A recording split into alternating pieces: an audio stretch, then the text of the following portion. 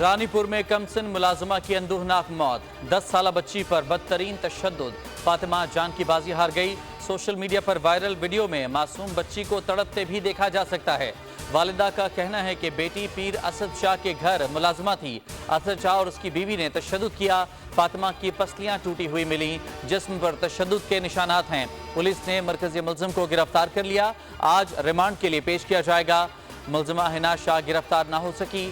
SHO Ranipur और झूठी medical report देने वाले डॉक्टर गिरफ्तार। वाक़े की हाई लेवल इंक्वायरी शुरू।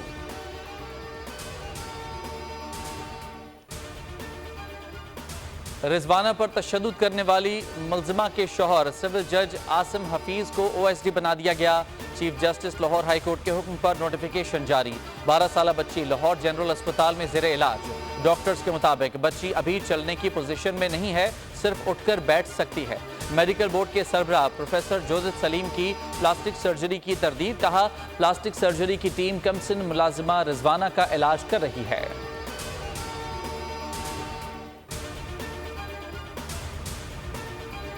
निगरान वफाकी काबीना आज हल्फ उठाएगी। वज़रा की तादाद कम रखने का फैसला। मुशावरत मुकम्मल कर ली गई। टेक्नोक्रेट्स और रिटायर्ड ब्यूरोक्रेट्स को शामिल किया जाएगा। जलील अब्बास जिलानी वज़ीर ख़ारजा, सरफराज बुख्ती वज़ीर दाखिला के मजबूत उम्मीदवार। सैयद मोहम्मद अली को इत्तलाआत, गौहर एजाज को वजारत तजारत का कलमदान मिलने का इम्कान। वज़ीर ख़जाना के लिए शमशाद अख्तर और वक़ार मसूद के नाम ज़ेर गौर। अनीक अहमद को मजहबी उमूर की वजारत मिलने की तवक्को। ताबिश गौहर, डॉक्टर उमर सैफ भी मुतवक्का वज़रा में शामिल।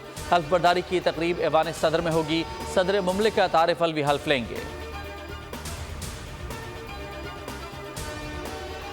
बलूचिस्तान में निगरान वज़ीर आला की नामजदगी का मामला खटाई में पड़ गया। वज़ीर आला और अपोजिशन लीडर नामजदगी पर मुत्तफिक ना हो सके।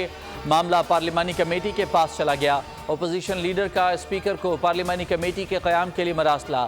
कमेटी 3 रोज़ में निगरान वज़ीर आला का नाम फाइनल करने की पाबंद होगी।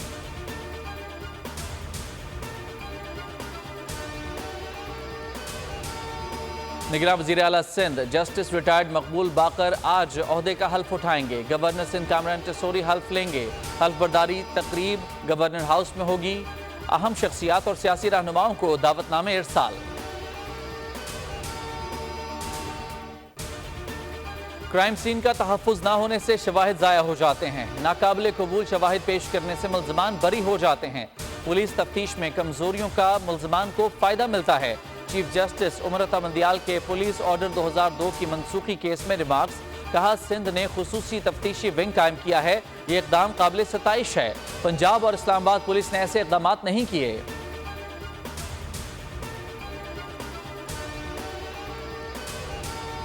पुलिस की गाड़ियां जलाने का इल्जाम। शाह महमूद कुरैशी और असद उमर की इंसदादी दहशतगर्दी अदालत में अबूरी जमानत की दरखास्त। मौक़िफ़ अपनाया। गुलबर्ग पुलिस ने 11 मई को पुलिस की गाड़ियां जलाने का इल्जाम लगाया। इल्जाम बेबुनियाद और झूठा है। जलाओ घिराव के मुकदमे में गिरफ्तारी का खदशा है। शामिल तफ्तीश होने के लिए अबूरी जमानत दी जाए।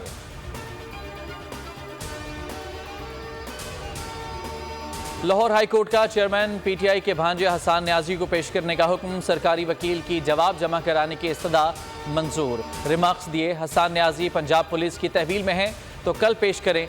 जस्टिस सुल्तान तनवीर ने हफीजुल्लाह न्याजी की दरखास्त पर समाअत की। हसान न्याजी की बाजियाबी के लिए सरकारी वकील को मोहलत दे दी। पाकिस्तान हॉकी फेडरेशन के तमाम ऑफिशियल्स को मुअत्तल कर दिया गया। पाकिस्तान स्पोर्ट्स बोर्ड ने मुअत्तली का नोटिफिकेशन जारी कर दिया। मुल्क भर में क्लब्स की स्क्रूटनी करवाने का नोटिफिकेशन जारी। सिलेक्शन कमेटी काम जारी रखेगी।